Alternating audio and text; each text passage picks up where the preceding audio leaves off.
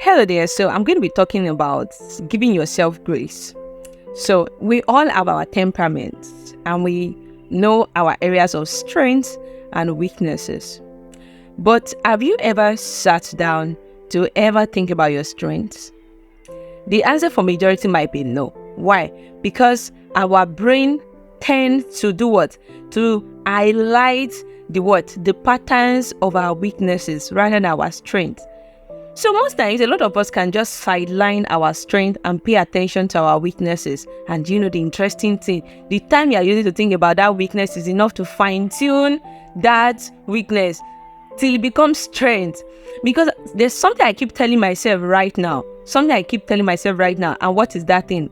Lola, you are not competing with people around you alone. You are competing with somebody in China that has been using that technology they just introduced to your country in 2025. You are competing with the 18-year-old that has been doing product designing since when they were 10 years old, and many things. But regardless, you have to understand that you are not your weakness. Even though you are the one that is actually you are the one that weakness is being portrayed to, you are still not your weakness. How can you then merge and marry your weakness to the reality and make strength out of it? Number one is acknowledge that you have a weakness. Number two, don't overboard yourself over the fact that you have a weakness. Number three is reach out to people that are doing excellently well in your desired area where you see that you have a weakness. Number four is that journal. See, I used to say this. A lot of people think journaling is just something you have to sit down. You have to prepare 3 hours in a day. You don't have that time. You don't have the time. Well, I don't know. But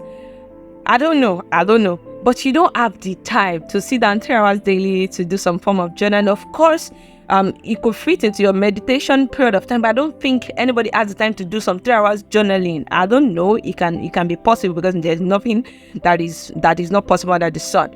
So journaling can be you taking a few notes. An idea drops into your mind about, this is what you can do better. This is who you should reach out to. These are the things. That's way you spoke just now. You shouldn't have spoken that way. The way you did that thing, you should have done it better.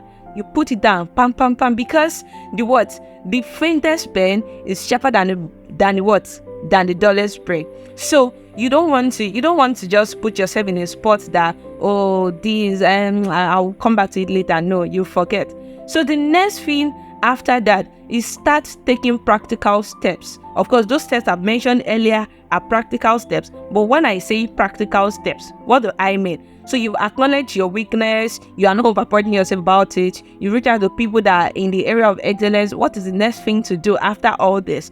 It is to do what? Now start planning on how can I become better. So let's say you're a graphics designer and you don't want to be playing at the level of 3,000, 5,000. Do it for us for free. Again, what do? Attend conferences, attend events, read books, and do the finite thing, because I don't want it to. There are several other things you can do, but the last thing you can do is to get accountable. Get a friend, get a peer, get into a community that keeps you accountable to your goals and passion. You see that you're going to be getting better for it, and you'll be the best of the best of the best. Yes. See you later. Bye.